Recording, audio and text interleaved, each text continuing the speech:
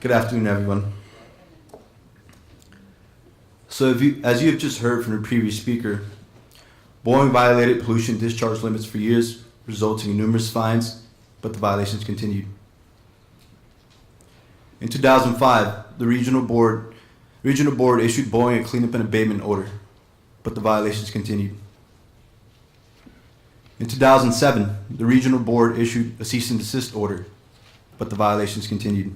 And here's a copy of the actual order issued to the Boeing company, the cease and desist order.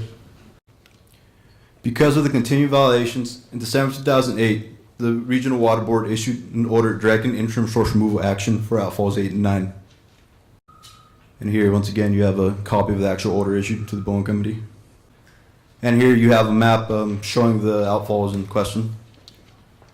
Here's outfall 9 and outfall 8. Outfall 8 captures stormwater runoff from an area that has previously been used for operations that involve perchlorate and other contaminants of concern. Stormwater from Happy Valley flows to Dayton Canyon Creek. The flow from Dayton Canyon Creek then joins the Chatsworth Creek, which flows south to the Bell Creek and southwest of the intersection of Shoup Avenue and Sherman Way. Bell Creek then flows east to the Los Angeles River. For outfall 9, the watershed that drains into outfall 9 is on Boeing and NASA property and begins near the entrance of the property and traverses several potential areas of concern. The outfall collects stormwater runoff from Area 1 and Area 2 landfills and the former Lokes plant located on NASA-owned property. This outfall drains into the Arroyo Simi.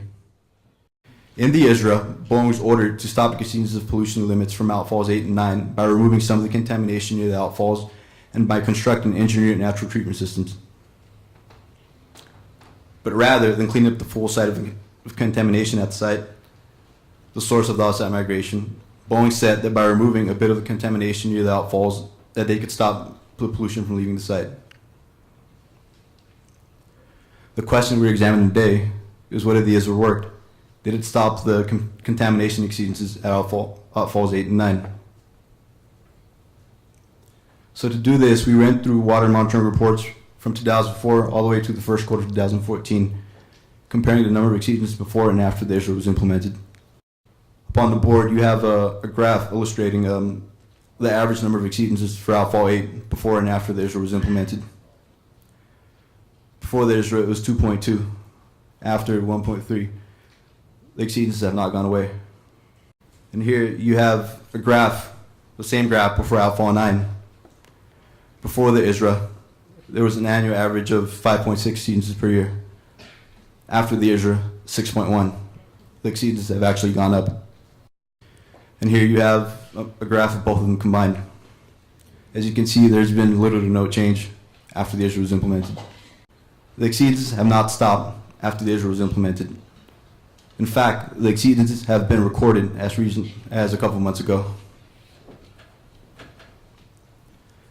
The fines have not stopped the violations. The water board cease and desist and abatement orders have not stopped the violations. The ISRA has not stopped the violations. If the site is not fully cleaned up, pollution will continue to migrate off-site.